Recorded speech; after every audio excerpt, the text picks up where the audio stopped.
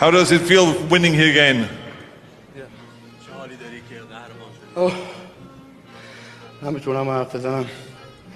He can't talk and catch his breath right now. خب من یه زمانی خیلی بچه بودم کلی پول خرج میکردم که فیلم ها آرنولد رو ببینم.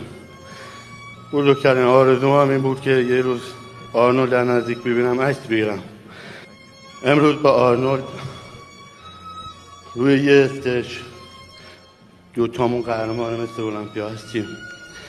دوتامون قهرمانی واسه دنیا و اسطوره آرزوام به این جایزه میده و کاپ من. باعث افتخار منه.